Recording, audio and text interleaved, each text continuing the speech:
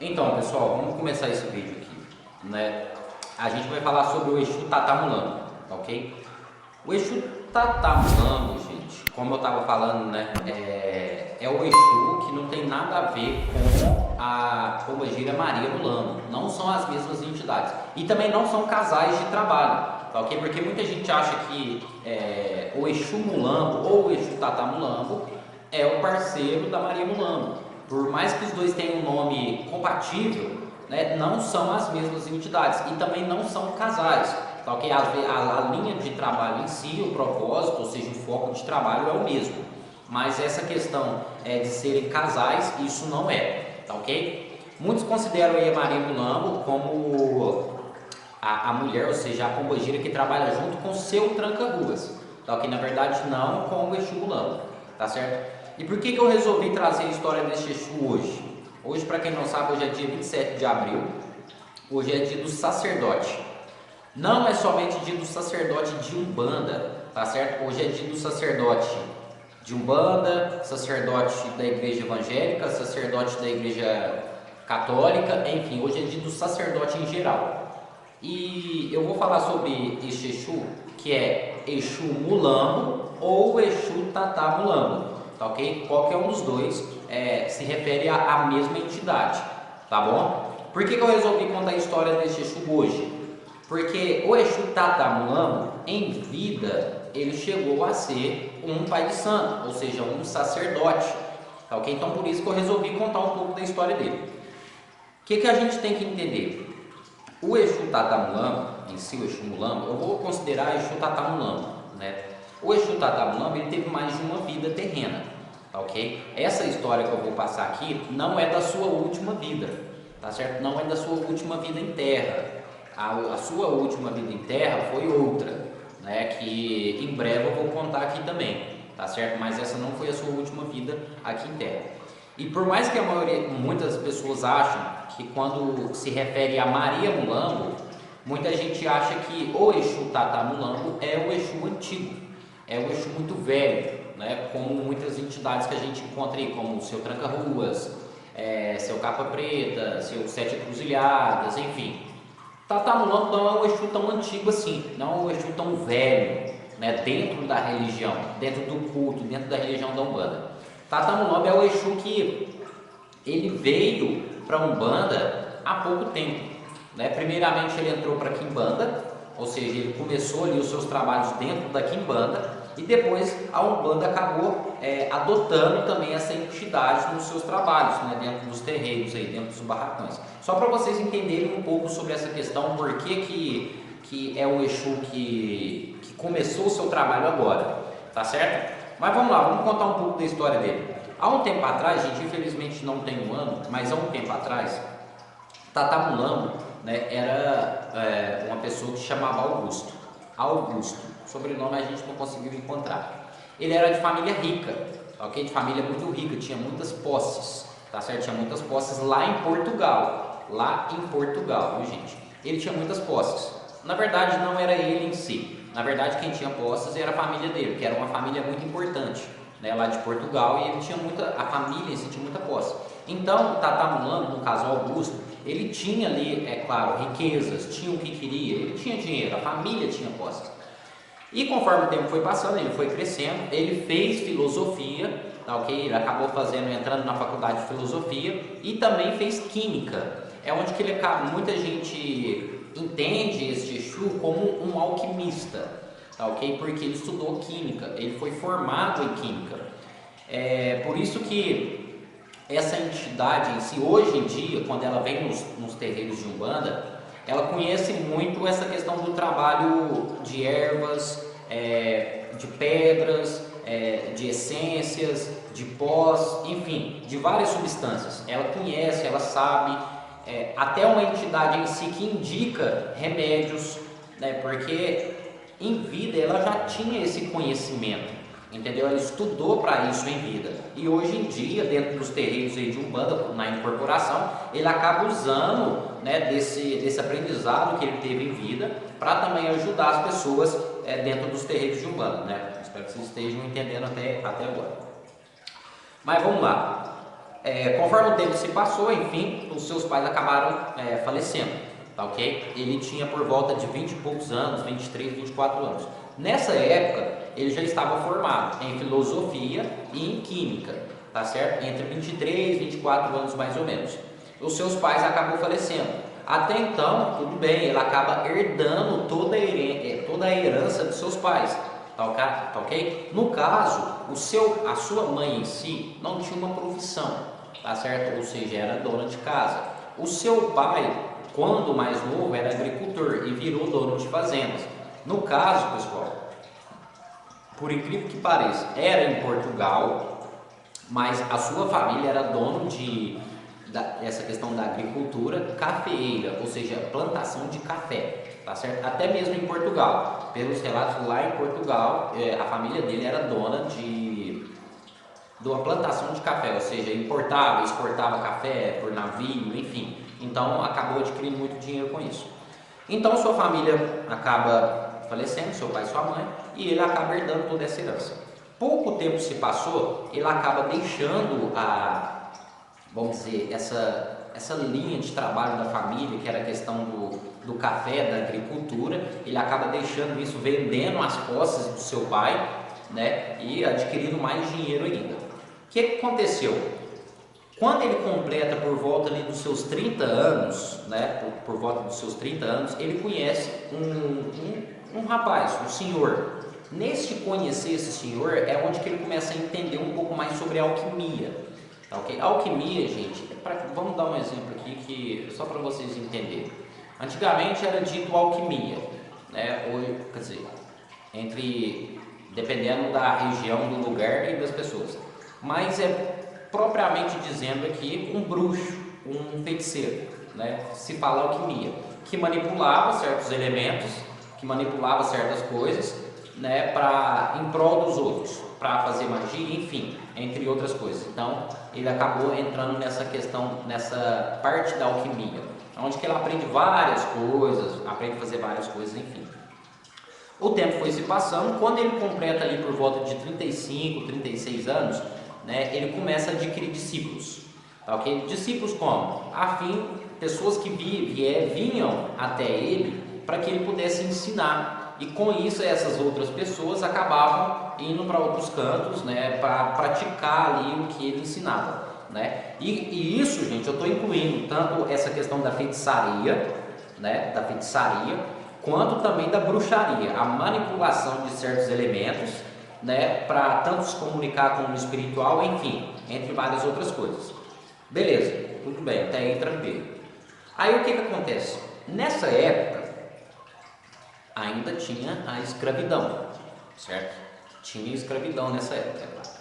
Então não era comum uma pessoa, no caso ele era branco, viu, gente? Ele era um rapaz de pele branca, de pele clara.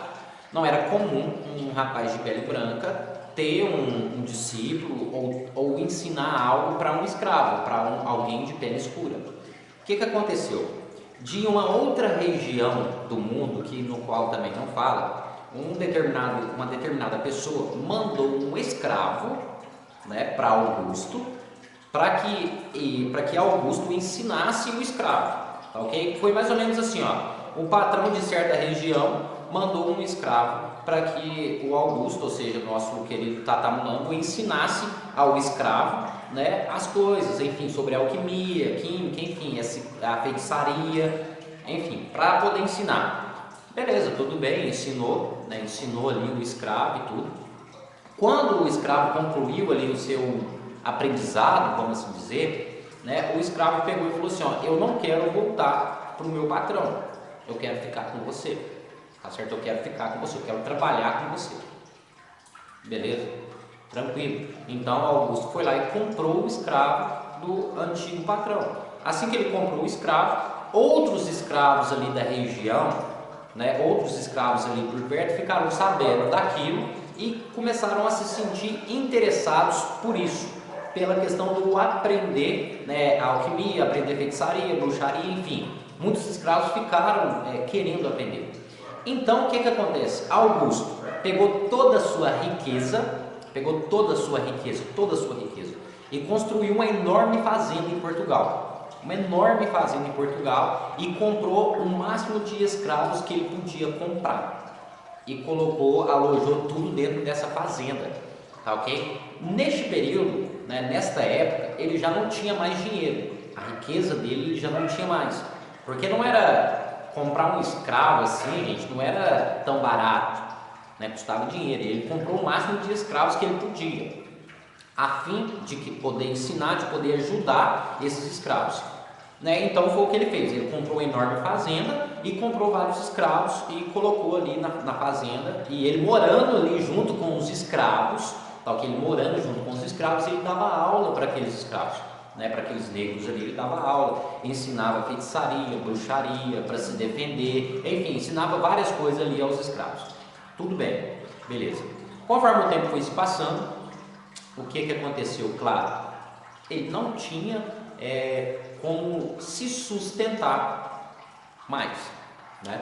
Ele não tinha como se sustentar. Então, pessoal, conforme o tempo foi se passando, ele já não tinha mais condição de se manter e nem manter os escravos ali que com ele viviam. O que aconteceu? Como Augusto era uma pessoa, era um homem que nessa época, nesse período, já estava se tornando já idoso, por volta dos seus 50, 60 anos, como ele era uma pessoa muito orgulhosa, nunca foi de depender de ninguém, o que ele faz? O que ele resolve fazer?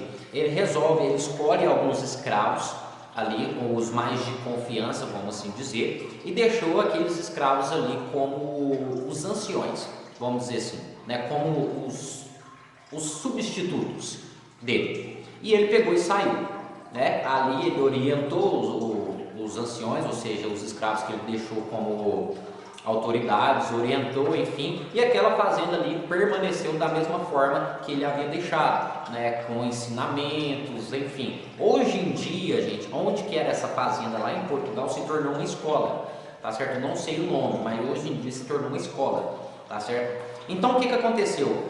Tatamulano, no caso Augusto, pegou e decidiu sair da fazenda para que deixasse os próprios escravos ali terem o seu, vamos dizer assim, que tentar levar a vida deles, né? Como Augusto era uma pessoa orgulhosa, não gostava de depender de ninguém, ele nunca foi sujeito a pedir aos escravos para que os escravos trabalhassem, tá ok? Então por isso que ele decidiu abandonar, devido, é claro, ao seu próprio orgulho também.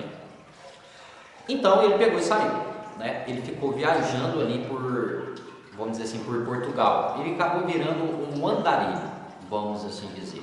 Passou por Lisboa, entre outras cidades ali de Portugal, e depois de um certo período, ele já com uma idade já avançada, ele se encontrava na rua, né? Praticamente virou um mendigo, né? Virou mendigo.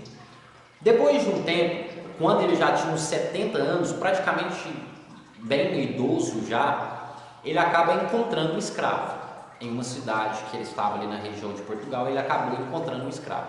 Este escravo, por incrível que pareça, era um de seus discípulos, que foi comprado por outro, ou seja, por outro patrão, por outro dono de fazenda, né? E ali ele explicou para Augusto, né? Ele explicou para Augusto que quando Augusto foi embora da fazenda, aqueles de confiança que Augusto tinha deixado para comandar ali a fazenda, para poder orientar os demais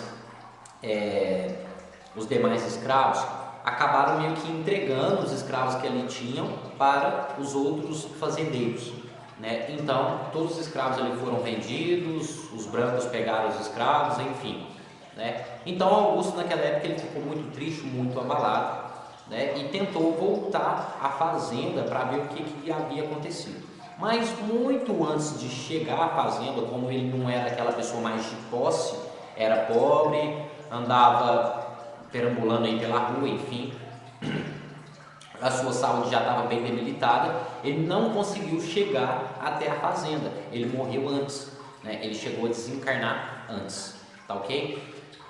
Tudo bem, desencarnou, é claro, ele não desencarnou, pessoal, ele não chegou a desencarnar por algum problema de saúde em si, ele acabou desencarnando mesmo por conta da idade, porque já estava idoso, já estava velho, enfim.